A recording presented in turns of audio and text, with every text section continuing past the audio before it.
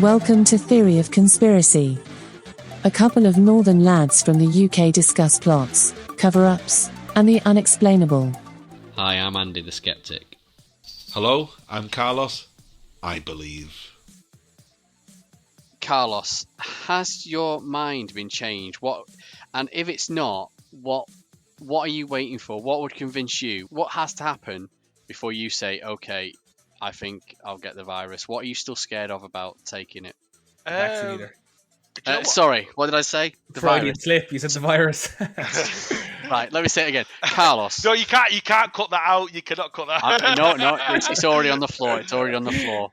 He's going to cut that out and make it sound fucking proper. It's already on the floor. It's already on the floor. It's gone. Right. That'll be in the bloopers. Yeah, nice. Right, Carlos. What will convince you to get the vaccine or to get the virus? yeah. That's it. That's my. What's it? Soundbite. That's my soundbite. All right. Yeah. Carlos, has your mind been changed? And if it hasn't, what has to happen to convince you to get the virus? Good question. You said virus again. Yeah, oh shit! Yeah, that is. Andy, you're giving away the conspiracy. You are. You're giving it away. You don't realize we're going to tell him we're injecting him with the virus. I love it. Oh my god, that is out. Yeah, I've just started. Corey and Andy, you're trying to inject me with the virus. That's what you're trying vaccine. to do. What would Carlos? Take it from the top. Carlos, have you changed your? Oh fucking hell, Carlos, has any of this changed your mind? And if it hasn't, what would convince you to get the vaccine? The virus. You can get exclusive bonus videos and extra podcast material on our YouTube channel. Check it out. Hi TheoCons, as promised, this is the second instalment of our recent COVID vaccine discussion. If you've not listened to part one, I suggest you listen to that episode before this one. If you have listened to it, what did you think so far? Please let us know via any of our social media platforms. As usual, the link's in the show notes, and it takes you to a page with all our links, so there's no excuses, because we'd love to get your voice on air too. So if you're brave enough, send us an audio or video submission, whether that's telling us how much you like the podcast, how much you hate the podcast, or if you've got a question for us, send it over. We'll see what we can do. Okay, time for part two. Enjoy. If you would like to support the podcast, please talk about this with your friends or give us a review on iTunes. You can comment or contribute at TheoConPod. That's at TheoConPod,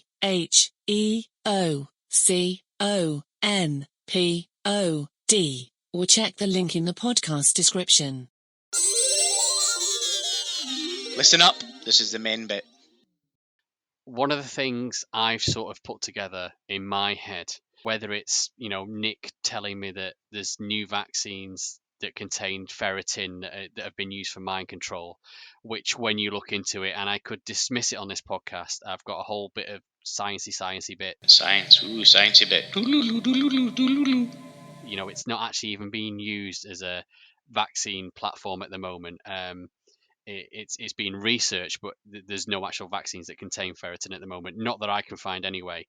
But one of the things I bear in mind, and if the listeners want to bear in mind this when we listen to Carlos's reasons, is if you think about the vaccines that we're being treated with across the globe, to specifically just for COVID, there are 4 different technologies at the moment. There's the whole virus vaccine, there's the RNA or the mRNA vaccine, there's the non-replicating viral vector, there's a protein subunit, right? So these 4 different technologies have been developed by 7 different companies across multiple different countries, and there's still yet more in the pipeline to come out.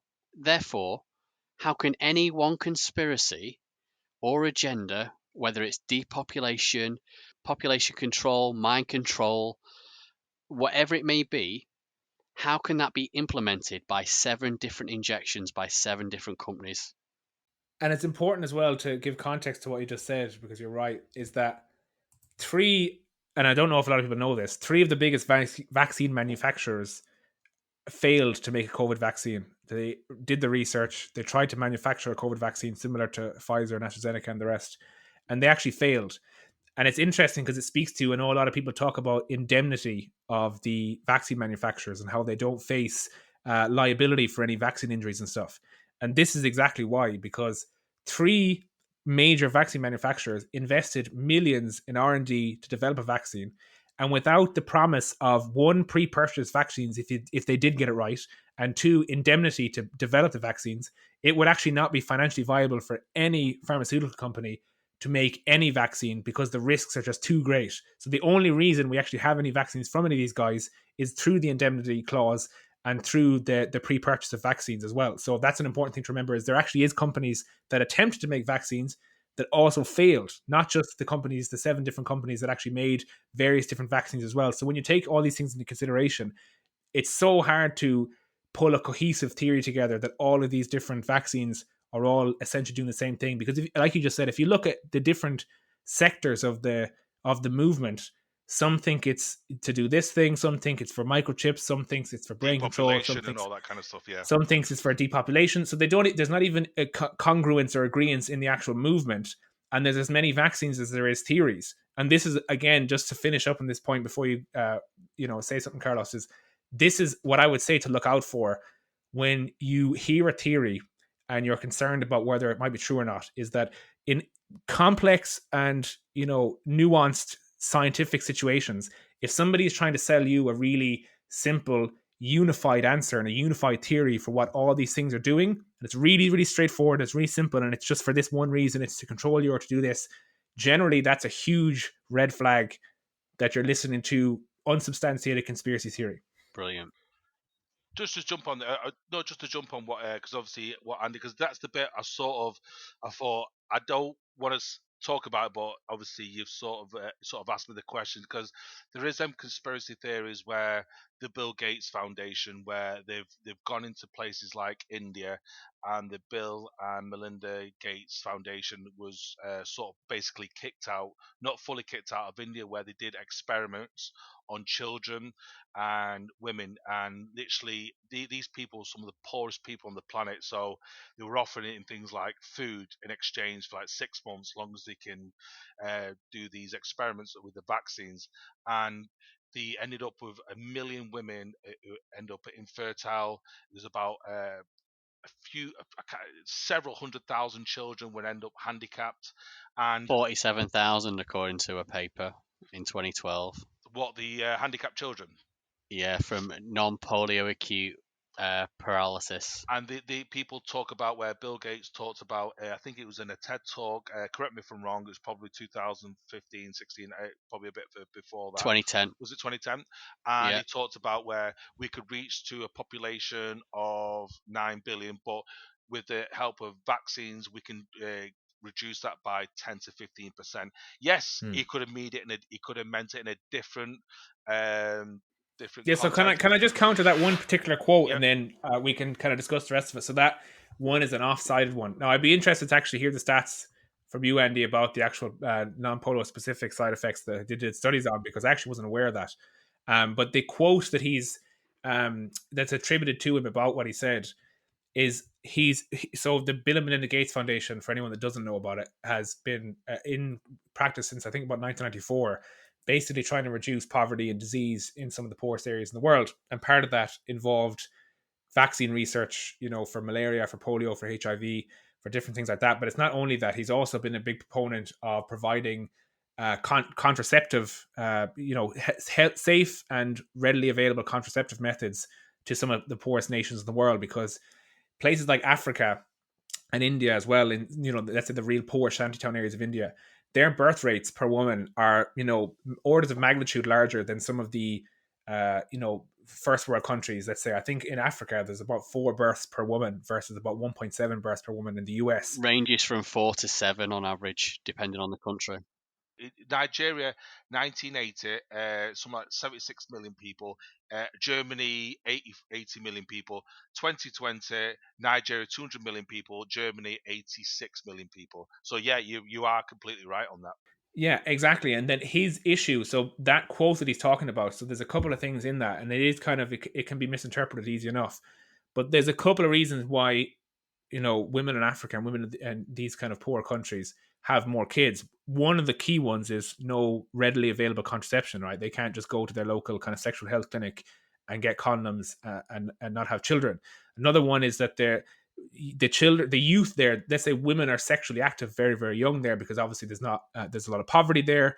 There's not a lot of kind of social norms that we have here in first world countries where, we have an age of consent and all that is very strictly monitored. That doesn't happen either. And another one is basically a lot of women, a lot of families, let's say in Africa, have children as kind of insurance policies, because if you don't have a pension, right, they don't have pensions in Africa and some of the poorest nations in the world. The children that you have are essentially your pension. They have children with the hopes that some of them exactly will survive to provide for them. And the infant mortality rate and the life expectancy there is such that women will have many children with the hopes that, let's say if you have 5 children, 2 will survive to adulthood to the point that they'll be able to look after me in my old age. And that's what Bill Gates was specifically speaking about. So vaccination is one key element of that, because if you vaccinate for things like malaria and HIV and you reduce the levels in the population of that, how that affects the birth rate is that women now can have 1 or 2 children because they know those 1 or 2 children are going to see adulthood and their insurance policy is secured in the 2 kids they do have. And they don't have to have 5 or 6 and attempt multiple times with the hopes of landing 1 or 2. So that, coupled with the readily available contraceptive health and methods that he wants to implement, is actually what he's talking about when it comes to reducing the population growth, I'd say, because it's not actually depopulating. What he's trying to do is he's trying to reduce the growth, and that relates to the CO2 expenditure that we use in the environment and how that impacts climate change. That was kind of where that was coming from. He said if we reduce the population growth, that will have a direct impact on the amount of CO2 produced, which will help the environment. So the specific thing about the vaccines there is if children live longer, if they don't die really young, African women don't have to have as many, and that will slow the growth of the population there, which is advantageous to everyone across the globe, including them, because it's not good for them to have more children than they need because they can't financially support them either. A lot of these theories that eventually become kind of pick up steam, that's something to look out for as well. It's a lot of the time totally. It's a misattributed quote, and it's one without context. A very recent one happened with Dr. Fauci, where people were tagging me, the same people that love tagging me in all these conspiracy videos, tagged me in this one of Fauci saying vaccinated people are as likely to infect other people as unvaccinated people. Now, what they missed is they cut out the point where it said when there's breakthrough cases in vaccinated people, they have the same amount of viral load as unvaccinated people. The important context there is you're 8 times less likely to get infected if you have the vaccine. So they removed that context, shared Fauci saying that. And I've had hundreds of comments since then saying vaccinated people shed as much virus as unvaccinated people. And they're fully convinced of that. So just keep an eye out on that. When you see clip quotes, try and find the full thing. Try and look around. You can look on DuckDuckGo. It doesn't have to be Google if you don't trust it. Yeah, but try and find Google's some context been to the quote. censoring quite a lot. Yeah, that's great. So I think it's fair. Go to a different search engine, but just try and find some context to the quotes before you fully absorb them, because oftentimes the context is the important thing around it. But do you think, I was just going to say the Bill Gates, because Bill Gates has become sort of Lex Luthor after this pandemic. So do you think, because if anyone who's had, it's like the sort of the paedophile rings of the Epstein, all these names were coming out. It's like during the COVID, it's like Bill Gates' name's been sort of cemented with the conspiracy and depopulation and vaccine XYZ. So do you think that's justified or unjustified, the abuse Bill Gates is being getting? Because a lot of people have been tying in, because obviously his association with Jeffrey Epstein, his divorce from his wife, and obviously I understand people can get 2 and 2 together and get 15, so I understand that. But all these sort of information where he's sort of been blackmailed to follow on with this vaccine, because he has been at the Jeffrey Epstein Island alongside Bill Clinton and all these other people, and his name's been dirted, and he's now being blackmailed to say, listen, you need to follow up on this agenda. And that's the reason why I didn't want to go, but I've just thought, have you heard about these stories? I think it's fine to touch on it, even though this might be the part of the the podcast that gets it banned on YouTube, but let's roll it and see. That's why I've sort of alluded to it without alluding to it, if you know what I mean. So I think So I love when this happens. I love when we combine kind of conspiracy theories like Jeffrey Epstein, and then combine it with Bill Gates. And I know that we've heard about him being on the flight logs and stuff to Lolita Island or whatever it was called. I think with Bill Gates, I think he had a huge amount of, it's been reduced a lot. I think that was on purpose. He had a lot of sway in the public eye in the beginning of the pandemic because of his work Yes. on countering pandemics, and he was on the news talking about these things. And I don't know if they thought because Bill Gates is like this guy everyone knows, and he's a friendly face, that maybe having him on the news will help convince people. But I think it had the opposite effect. I think people were like, who's this guy? He's is he like became the most powerful doctor in the world without being a doctor, basically. Yeah, exactly. So it had the complete opposite effect. People were straight away saying, why is this guy, he's just a multi-billionaire. People are skeptical of people that wealthy anyway, like the likes of him and Zuckerberg and stuff like that. Why is he going on the news talking about the vaccine? I think that made people more skeptical, to be honest, of the vaccine, because if he's talking about it, like, why is it not a doctor? So I do think some of the stick that he's received now, while I don't think he deserves it, I do think that it probably wasn't advisable to make him the spokesperson. In terms of the potential for blackmail, I find that hard to believe, because, and I can tie this back into the comment you made about Alex Jones in the beginning of the podcast when you talked about how they seem to know this was coming like 15 years ago and said this is what they're going to do. They talked blah, about blah, blah. they're talking about, there's a video where Alex Jones talks about there'll be a global pandemic where they'll shut down. You won't be able to go to your restaurants, your bars, your football stadiums. It'll just be shut down. And I'd seen the video exactly, and it is interesting. And again, this is why a lot of the stuff is tricky, and I don't fault anyone for being confused or asking questions around it. Bill Gates has been working on pandemic simulation and pandemic kind of awareness for, I think, at least half as long as the Bill and Melinda Gates Foundation has been around. So that's at least since, whatever, half of 1994 to 2020. He has been a huge proponent since, and this actually was used against him, because early in the pandemic, before, people realized it was a silly talking point, they would say, oh, there was a conference held, a year or 6 months before this pandemic emerged, and the conference talked about, simulating a pandemic and how would we respond. And the virus they used was, SARS-CoV-2, the coronavirus. And they were like, this is evidence that, or I think they used coronaviruses because they hadn't named SARS-CoV-2 at that point. So they used coronaviruses as their, model for the simulation. There's a number behind the event 20 something, was it? There's a number behind something like that. Yeah, event, something like that. Yeah, events with some number after it, and you can, people can check it out. And Tom Hanks was apparently using that number as well, and that's where the conspiracy theory went completely through the roof. Yeah, exactly. So and it kind of emerged, that basically when you look into Bill Gates' history, this has been something that he's been talking about and banging on about. There's a TED talk of his from, at least a good few years ago. I think it might have been 2015, where he talks about the biggest threat to modern society is a global pandemic, because we're basically overdue one, basically.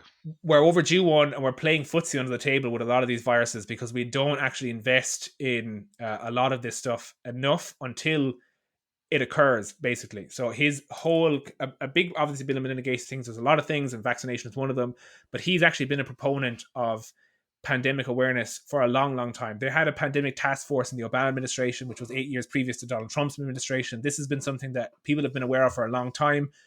A lot of this stuff was is epidemiologists, essentially, that you are somebody who deals with epidemics. You study the anomaly of epidemics. Obviously we've had SARS-1, so that was like the first SARS coronavirus. We've had the smallpox. We've had loads of different kind of pandemics throughout history, and epidemics, localized epidemics like Ebola. And a lot of these measures are well known and well understood. Social distancing, wearing masks to prevent spread, quarantining. They did quarantining back in the days of the Black Plague. So this stuff is all understood. And Alex Jones, when you throw a million crazy darts at a wall, eventually one hits the bullseye.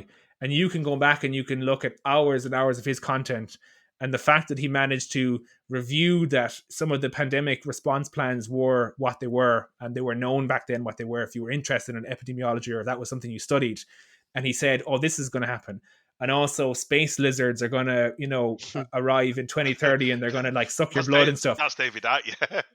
Yeah, and I know he on Joe Rogan's podcast he gave some shine to that about like space or like intergalactic vampires and this kind of thing. Eventually, a broken watch is right, once a day or twice a day, whatever the saying is. So I wouldn't attribute much to that. He just knew what the pandemic response was. He's not a stupid guy. He knows that pandemics were likely one of the highest risk factors to a population currently. Bar I think a world war was the other one, and he just essentially fired his million darts and one of them hit the bullseye 15 years later. But I don't think Bill Gates was compromised. I think this is something he's talked about for a long time, and it just seems he's been too much a proponent of this thing to think that he's just suddenly doing it because he's blackmailed. He's always talked about this. It's been his biggest worry for the population. He's always cared about it. The guy is a gazillionaire. He doesn't need money. At this point, what he's doing because it's something that he cares about and he's passionate about. I know I laugh when people say like, oh, follow the money when it comes to Bill Gates, and I'm like, Bill Gates like is money, like why the hell he doesn't need any more money. So it becomes it's a question of power there, basically. It's like if we believe science, and I believe it or not, I am a man of science. So if we are overpopulated, we are overpolluting, we are overfishing, climate change is a real issue, then maybe, because we don't seem to, like you just alluded to before, Carl, we don't have wars anymore. Wars used to, like World War One, 60 million people. World War Two, anything between 60 to 80 million people eradicated. We forgot they had a Spanish flu, which had killed anything between 60 to 100 million people. We don't have that anymore. So could this pandemic be a way of just sort of like reducing population? So if that happens, and I want to let Andy in as well because he's been silent for a bit, the only thing I would say is if, and I'll keep it brief, if they wanted to use medication to depopulate a large percentage of the population, I don't know why they would do it in the form of a pandemic with experimental vaccines, with essentially economic shutdown across the globe. I think they just stick it in your standard box of Panadol. They make every 10th Panadol box, the poison box. Cyanide. Yeah, and you'd eventually develop something, and you would die. I think they do it in a much more covert way, way less, eyes on it, way less obvious. They wouldn't be holding, conferences about pandemics 6 months before a real pandemic. I mean, it's almost like, do you think these people were like, swinging their, todger in your face before, actually enacted the pandemic? It just, I think you would find a much easier method of implementing population control, and there is easier methods, and they are vaccination to reduce the necessity for high birth rates, education, improved economic situations, because we've seen that women have less kids when they're more educated, and ultimately access to birth control. These are all far easier ways to slow population growth than a world shutdown, probably far experimental vaccines and killing millions of people. Exactly. Would sterilization be part of that?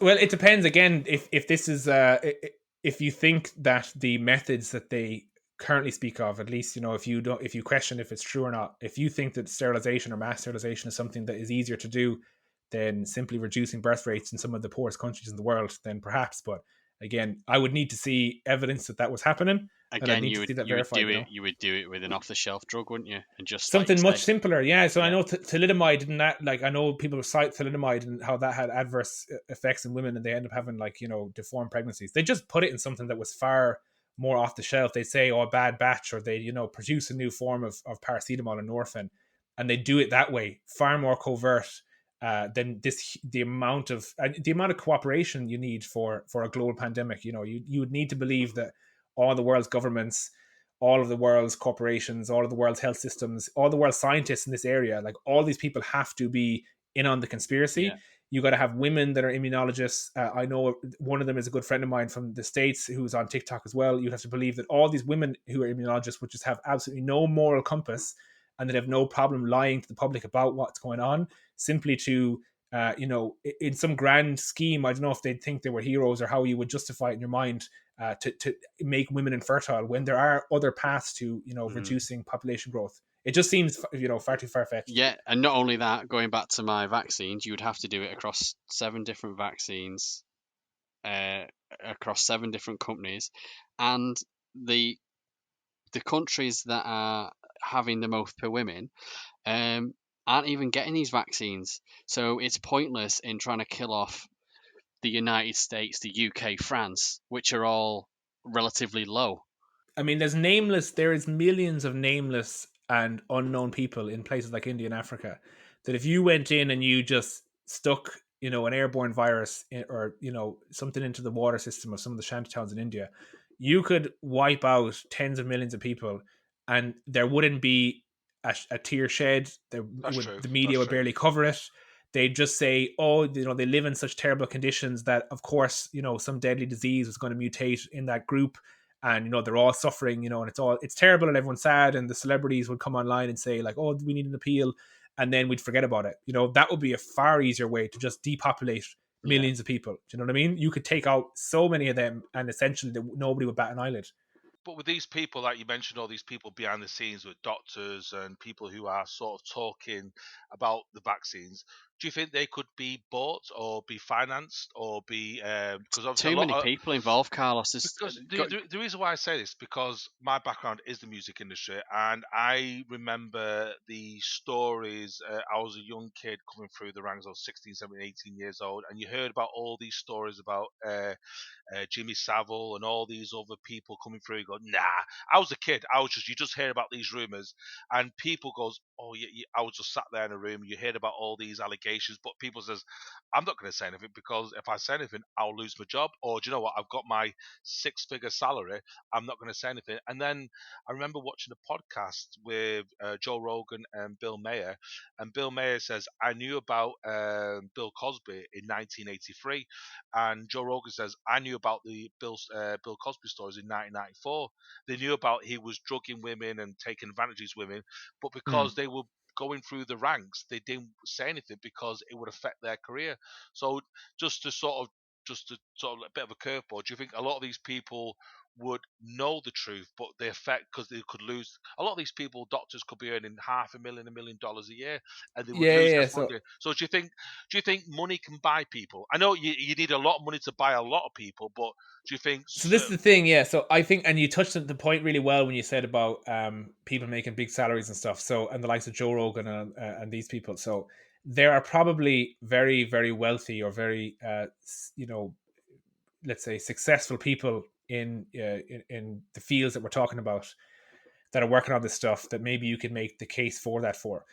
But the vast majority of, let's say, immunology experts, PhDs in virology and stuff like this, the people that basically would be the whistleblowers in a situation like this, a huge amount of them are just academics. So they work in universities, they work in research. They're not working as consultants for big pharmaceutical companies. They're essentially toiling away in a library, in a university, after getting their PhD for 10 years, and they essentially don't make a lot of money at all. So this makes up the vast majority of the scientific community that would be whistleblowing, that aren't making any money, that it wouldn't be worth paying off because, they're not afraid to lose a $500,000 or a multiple million, consultancy position with a pharmaceutical company. They just aren't paid enough. And ironically, I don't know if you saw the video of Piers Corbyn, where two YouTube guys, they pranked him. So Piers Corbyn is a notable anti-vaxxer. And the brother of Jeremy Corbyn, just in case people yeah, don't know. Exactly. Yeah, which is like a funny kind of twist of fate. But he's a proponent of anti-vaxxers, and he's been a vocal proponent of like the COVID vaccine. And he was actually fake bribed by these two YouTube pranksters posing as AstraZeneca reps. They offered him 10 grand to basically stop criticizing AstraZeneca. And there's a video online about it. And they're basically saying like, oh, just stick to Pfizer and stick to Moderna and talk about mRNA, but just leave AstraZeneca alone. And here's 10 grand. And on the video, you can see him basically saying like, oh yeah, I can talk about Pfizer and that's fair enough. And basically doing the deal with them. And I find it much easier to believe that the likes of this guy, these individuals, the likes of, let's say, Dolores Cahill here in Ireland, for anyone that doesn't know, they can check her out, or the likes of a Rob Malone or a Mike Eden or these guys. The funny thing is, the only immunologists or virologists or PhDs or experts you hear the names of are usually the people that are touted by the COVID skeptics. The immunologists and the experts on the COVID positive side are nameless. You don't hear about them. They get no clout. They get no fame, very little fame. Whereas every single person who comes out against the vaccine immediately is shared across the globe. Becomes a household Immediately name, is yeah. referred to, and a household name straight away. You know, we all know Mike Eden, we all know Byron Bridle, we all know Rob Malone, we all know Brett Weinstein. And All of these possibly people, that's why they do it, even and if they're these not people actually, making money yeah, from it. they have something to gain because they actually can gain notoriety and clout from it because they're such a small group. The vast majority of the experts in the field of immunology and I nearly said Scientology there. That's a totally different side of things. But virology and epidemiology, they're completely nameless. They toil away in research labs and universities for, you know, probably less money than we make. And they just have a passion for what they're doing. And these would be the whistleblowers if there was a grand conspiracy, but there isn't, because the reality is there's not a grand conspiracy. The vaccines work. Carlos, has your mind been changed? And if it's not, what are you waiting for? What would convince you? What has to happen before you say, okay, I think I'll get the virus? What are you still scared of about taking it? The vaccinator. Do you know what? Sorry, what did I say? The Freudian virus. slip. You said the virus. Right, let me say it again. Carlos. No, you can't. You can't cut that out. You cannot cut that. No, it's already on the floor. It's already on the floor. He's going to cut that out and make it sound fucking proper. It's already on the floor. It's already on the floor. It's gone. Right. That'll be in the bloopers. That'll be in the bloopers. Yeah, nice. Right, Carlos. What will convince you to get the vaccine or to get the virus? Yeah. That's it. That's my. What's it? Soundbite. That's my soundbite. All right. Yeah. Carlos, has your mind been changed? And if it hasn't, what has to happen to convince you to get the virus? Good You question. said virus again. Yeah, Oh shit! Yeah, that is. Andy, you're giving away the conspiracy. You are. You're giving it away. You don't realize we're going to tell him we're injecting him with the virus. I love it. Oh my god, that is out. Yeah, I've just started a new Corey and Andy, you're trying to inject me with the virus. That's what you're trying vaccine. to do. What would Carlos? Take it from the top. Carlos, have you changed your? Oh fucking hell, Carlos, has any of this changed your mind? And if it hasn't, what would convince you to get the vaccine? Or the virus. Right. Serious. Obviously, I try and give a serious answers. Maybe I need to take myself off social media, mainstream media, and maybe cleanse myself of social media and mainstream media for about a month or two, and then reevaluate, because at the moment I'm sort of hearing. I'm one of these people where I follow people on Twitter or TikTok or Instagram, people I do not agree with all the time. And what I'm trying to do is says we can't both be right. So we're either both full of shit or one of us has got it completely right, the other's got it completely wrong. So what I try and do is listen to us people and say, do you know what? I don't agree with 85% of what you say, but you know, it's about 5, 10, 15% I agree with. I'm going to reevaluate that. And if that person does the same with me, I've closed the gap by 20, 30%. And that's what I probably need to do, is probably take myself off and listen to clearly well-read, well-educated people like Corey and literally other people like Corey out there, and just get more information and go, do you know, and make a more education decision. Because at the moment, I'm still not convinced to take the vaccine. Do you know what the best way to do that is? Whatever reason you've still got, and I don't want to put you on a thing, on the spot and say, right, Carlos, tell me why you won't take it. What don't you trust?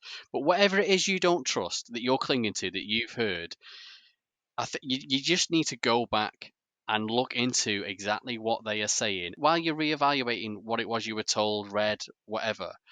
Just go, how can this be accomplished by things we've talked about? Like, how can this be accomplished by 7 different companies using 4 different technologies for vaccine? I mean, I mentioned this to Nick, and do you know what he said? Well, they're all liquid, aren't they? Maybe it's in the water part.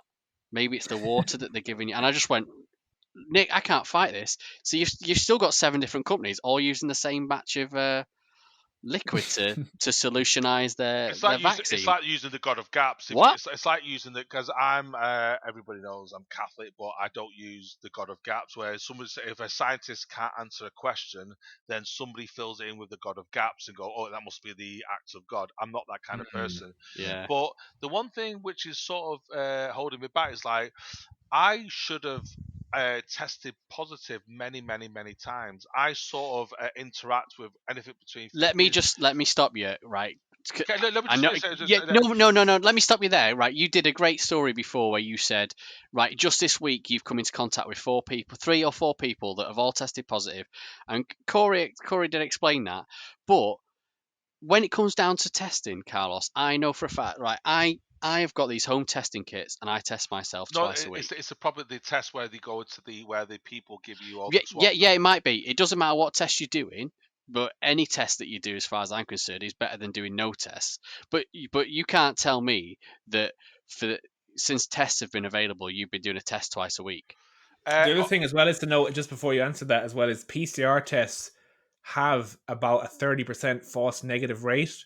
So I encourage people to go on and check that out. False negative rate being that it actually gives you a negative test result when in fact you actually are positive. It's a lot more likely than a false positive. So that's just something for people to understand as well, that you may have tested negative, but you may actually have had the virus, because almost 1/3 of these tests are revealed to be false negatives. But go ahead, Carlos. No. So I've had the thing is I've had none of these symptoms, or like fatigue A or third of people don't taste have or. symptoms. So I could be, and this is the bit where I'll sort of hit back. It's like I could be one of those people who does not show any symptoms, but could be a carrier. And I know a lot of people like me who are not showing any symptoms. I've got friends who work in construction, working with 50, 60, 70 people. No one on their site has got ill ever.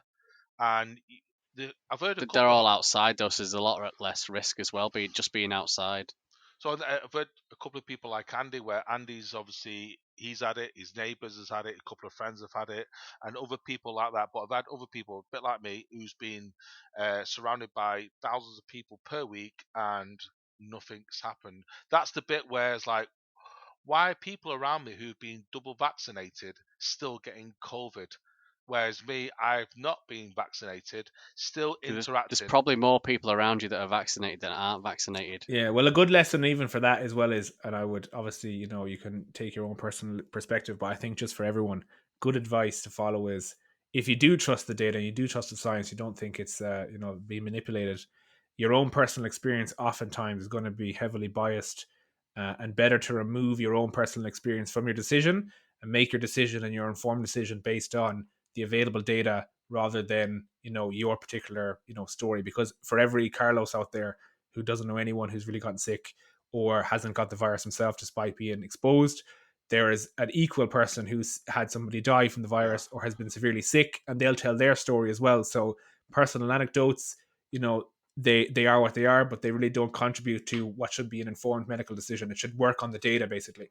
What I think would be really helpful, and again, you have to come to this decision, on your own terms, obviously, and you need to be convinced yourself to make the decision, is if you seeked out some of the vocal immunologists and virologists that are actually on TikTok and on these platforms, if you actually followed a couple of them, and rather than removing yourself off social media, which is difficult to do at the best of times, Yeah. if you followed those guys and you just kind of spent a month listening to their perspective and what they're saying, and see how do you feel after that exposure to, a lot of the experts in the field. Because I've talked to a couple of people, I've recommended a few people that I follow in particular, and a few people after the fact have said, listening to there's one girl, Laughter and Light, on TikTok, highly recommend her. She's an immunologist, she runs her own lab over in the States, and people have said, listening to them, I actually realize how informed they are and how complex this is, and the way they speak about everything has convinced me that I can trust them. So that is something that just personally I would recommend to you, is if you actually go and seek some of these people out, and I can even share a couple of the accounts, That would be great. off That, the You know off what? I record, might you can actually check do out. that. We what we should do is like a follow up podcast, and then I'll have a sort of like a sort of a yin and yang, a nice balance Yeah, of information. actually, I think that's a good way to do it, and I would recommend that for most people. But if you're actually, and I think you are genuinely open to, which I think a lot of people are, never married. I'm never married to my views. I'm not married. Yeah. I'm open. So I recommend that big time. Then I'll share a couple of the accounts with you, and I just, just give it a month of viewing their content, hearing their perspective, and see how does that make you feel about what you're hearing and about taking the vaccine. Because to me, I mean, I would absolutely love if you were. I don't want you to take the vaccine because you're forced or because you want to go and enjoy life. I want you. My ultimate goal is that you will take the vaccine because you're convinced that Because it's I'm safe and convinced. That's the effective. bit. Because I'm convinced. That's the ideal. That's what I want, because the rest of it is unsustainable. I want people to take it because they're convinced that it's effective and safe, and whatever manner achieves that is what I think is the best. So give that a go. We'll talk, post the show, and I'll share the names with you, and you can follow me, and I'll follow you back, and I'll DM you and stuff so you can see them. But I do think that's a good idea, and see how you get on. That's a great suggestion about exposing yourself to both sides of the argument if you're just in contact with one side. I personally do. I personally have that. If I'm on TikTok, you shut yourself out, Andy, from that. You do shut yourself off from like Brett Weinstein and all that. I don't. Well, what I did say to you the other day, and this is on a Telegram chat that I have with Carlos and Nick. Nick was throwing more and more stuff at me, and then he threw ferritin at me, which I briefly mentioned earlier.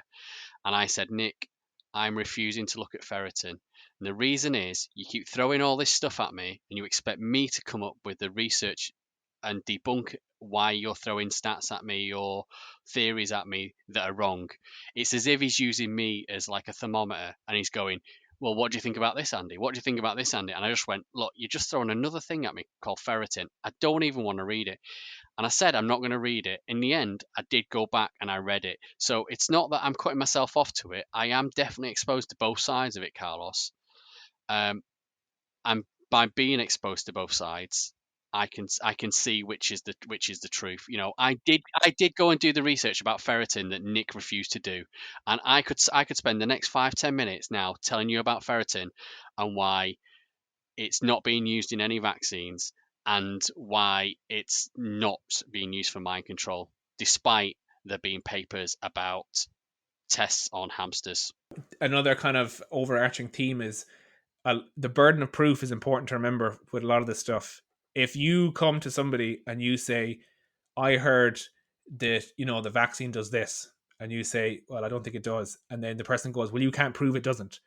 The burden of proof is on the person making the claim. If you're in a court of law and you're the prosecution, you have to prove beyond a reasonable doubt that somebody did something in order to prosecute them. The defense doesn't have to prove they didn't do it. All they have to do is introduce reasonable doubt and prevent the prosecution from proving it. So again, it's important that people realize the burden of proof. If you make a claim about something to do with the vaccine, or you make a claim about the numbers being manipulated, or you make a claim about anything else to do with the pandemic, the burden of proof is then on you to make to validate your claim. You can't just say something and expect the person that's received that information to prove that it's not happening. So anyone who starts the story with apparently, so you need to reevaluate it, basically. This is a question to both of you. Have you had many people who've been double vaccinated and regretted having it? Nick's the only person I know who's sort of regretted it. Do you know any people? I don't know if regretting is a big word. I think he said if he was to be vaccinated, if he had the choice now, he wouldn't do it, and that's purely because. Oh, that's regret. That's regret. If he could go back in time, he wouldn't have it. That's regret. Yeah, but the other thing too as well is it seems like this thing didn't necessarily impact him. It's that he's seen something and now he is concerned about his own vaccination, but in reality he hasn't actually been affected by the vaccine yet. So maybe down the line when he sees in 6 months, in a year, that actually nothing is happening, he might say, oh no, I'm actually convinced. He did actually say to me, I'm waiting until 2023 to make my mind up because of about whether it's this supposed study completion date, which is another bit of misinformation as well. Yeah. Oh yeah. Corey, I'm just going to let you wrap up. I know you've got one final point. Just to reiterate for our listeners, if they want to follow you or I'll find out more about you, you're on TikTok and it's Politicory, isn't it? Yeah, absolutely. So on TikTok at Politicory, so that's like politic without the C, and then Corey, Corey, and that's the same name on YouTube. I do have just one video, so if you're interested about how this stuff, the COVID misinformation, intercepts with politics and the psychology of it all, there's a longer video on my YouTube about that. Brilliant. Okay, and I'm also going to tag it in our show notes as well, and possibly this is in the edit, but if you want to give me a couple of the accounts to follow, I don't mind tagging them in the show notes as well. The accounts you mentioned earlier. Yeah, perfect. So I will stick those accounts and those other ones we mentioned earlier in the show notes for people to follow, so they can get another opinion. I'm not sure we'll get a chance to say goodbye because this is really overrunning. So I'd really want to thank you for coming on. I think this has been absolutely great. Thank you, Corey. I The really fact that appreciate you it. just replied to my comment on when I tried to get hold of you on TikTok, amid all the other comments you must be getting, was brilliant. And I've had some absolutely great conversations. I would love to get you on the podcast again, but I want to let you wrap up with your final thoughts, sort of thing. Yeah, 100%. And thanks a million for having me on.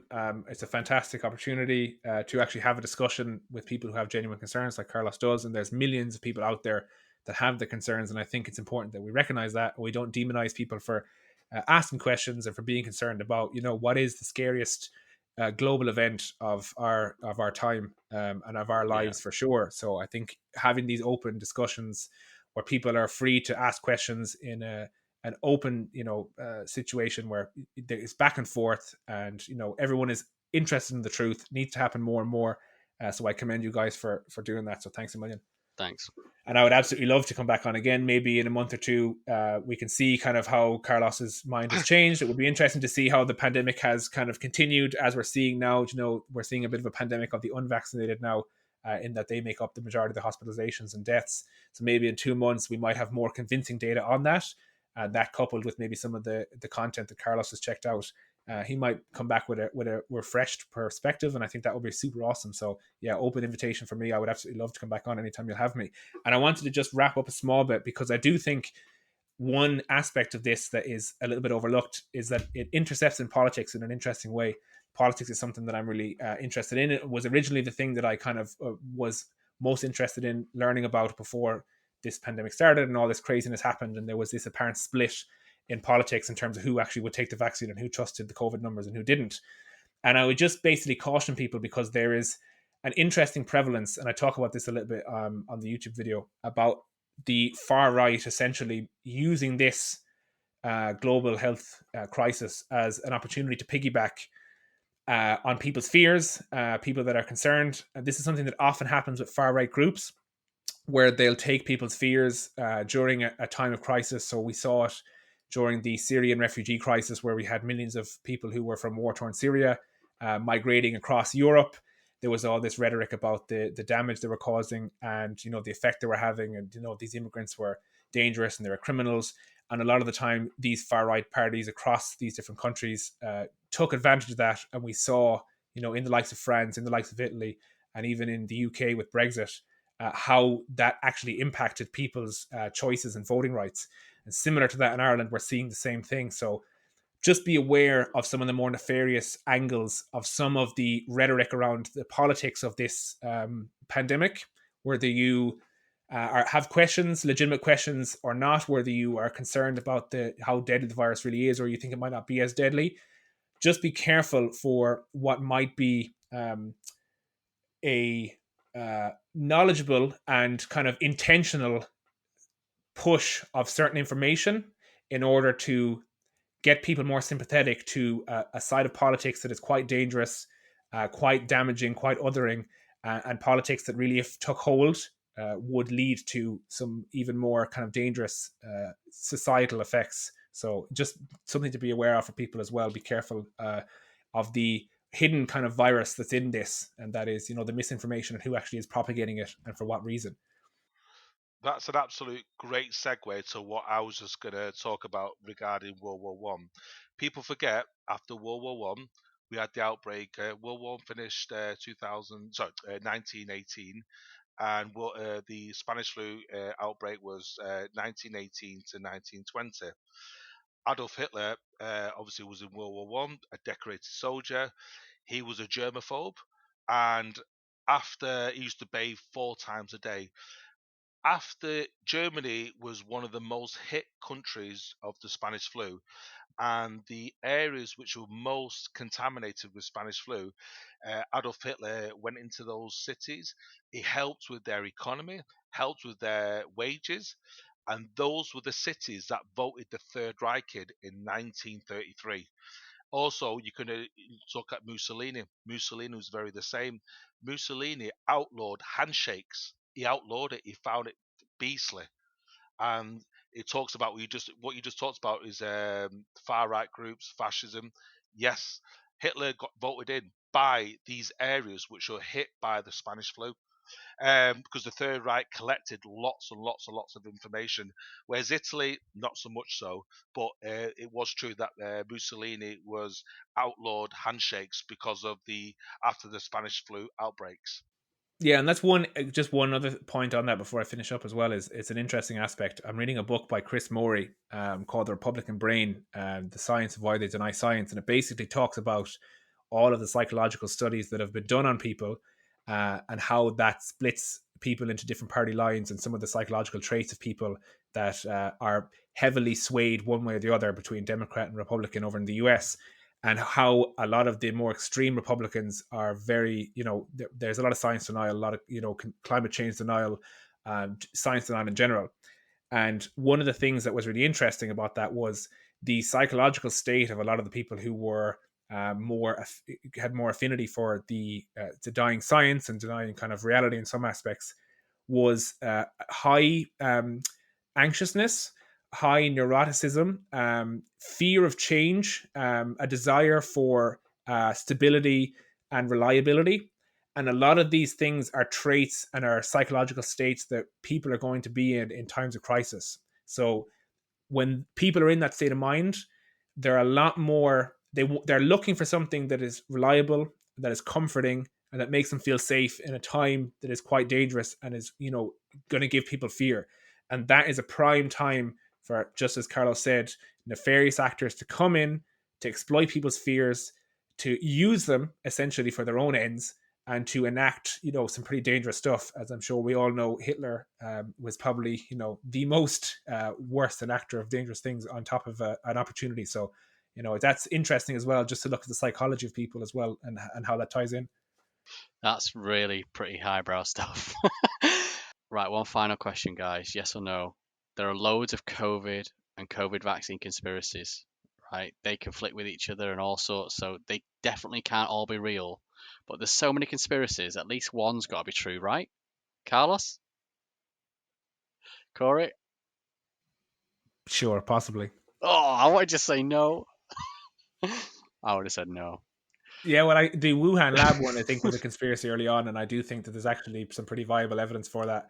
That it actually, there was a big hammering on the fact that it was definitely natural. It definitely came from the wet markets. Yeah. And I do think that there's more evidence that. So I do think we have to give a little bit of ground here. And I think if we're too, the thing, what got people scary was it's a bit like, because the only economy that grew last year was the Chinese economy. I know that's conspiracy, and also it could be that they had it first, recovered first, therefore made a packet. For me, I really don't know how I feel on this one, because for me it doesn't matter how the virus came about. So this is the thing, the virus is here. No, you should. The idea So is that exactly. You should care, because you have to be accountable. Some body out there, by body I mean, the WHO or whatever, need to get that proof and prove that it was leaked, and then they can hold them people accountable. It's not something we're going to change by talking about it. If you're held accountable, then you have to pay out the. I agree with you that 100% there, Carlos. But I don't think anyone is gonna. Us chatting about it is not going to help it. And if anything, it just makes people with other agendas, other anti-COVID agendas, go, oh well, if it was purposely leaked, it was because of this agenda and that agenda, and that's where it all starts. And we've done gives ammunition to the wrong side for me. Gives ammunition to the wrong side. And we've done very well to stay away from all that kind of stuff. So, because I've really enjoyed listening to Corey today, but I appreciate you coming on the podcast today, Kerr. Gentlemen, yeah. So I just want to reiterate basically some of the stats about the pandemic. So to date, we have 199 million cases. We have 4.24 million people dead. A case fatality rate of about 2.1%. I believe that the deaths are underreported because of, if you look at excess deaths, you'll see that actually more people have died the excess to previous years than the reporting suggests. It's the third highest cause of death since 2020. Long-term illness, we're seeing major issues with long COVID, neurological issues, organ problems, the need for kidney transplants, etc. We saw a near health system collapse in Italy. People dying of preventable diseases, these collateral deaths that Andy mentioned that are so avoidable. Now look at vaccines. So in this third Delta wave, if you look at any of the stats for any country for the third wave, ones that actually implemented the vaccine, you will see that in the previous 2 waves, when the cases went up, the deaths also went up. What we're seeing in this third wave is the deaths are generally flat, or the spike is extremely small. This demonstrates the power and efficacy of the vaccine in reducing severe illness and reducing death. So what about all the numbers that say they're safe? What about the experts, the governments, and the scientists? Why would they lie about it? People say follow the money. If you think Big Pharma are making so many profits from the production of these vaccines, then you need to go take all your life savings and invest in them in the stock market. What you're going to see when you invest them in the stock market is you're not going to actually make that much money, because the reality is they're not any more profitable than any other business in society or in the economy. Important to remember, AstraZeneca is actually losing money on their vaccines. For every vaccine they produce, they've actually lost money after committing to sell them at a not-for-profit. They thought they would make money on it, but they were going to fund that back into research. They're actually losing money on it. If you think gain-of-function research is something we shouldn't be doing in labs or otherwise, then the most important thing you should do is get vaccinated, because the biggest gain-of-function research is happening right now in the bodies of millions of people who are not vaccinated and who are being infected naturally. So if you care about that, you need to remove yourself from the vaccination or from the pool of being infected. The final point is, if you want to have informed consent to make a decision medically, you need to avoid being misinformed. So be wary of your sources, fact check them, and know what you're listening to before you make a serious medical decision. Again, thank you guys for having me here, and I look forward to being back. Don't forget you can leave us a review on iTunes and we will mention it on the show, or send us an audio message to get your voice on air. You can ask us or say anything you like. You can get exclusive bonus videos and extra podcast material on our YouTube channel. Check it out.